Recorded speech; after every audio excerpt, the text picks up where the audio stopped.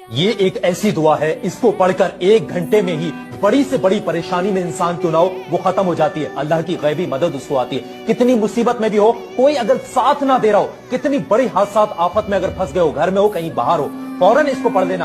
अल्लाह आपको गैबी मदद करेगा।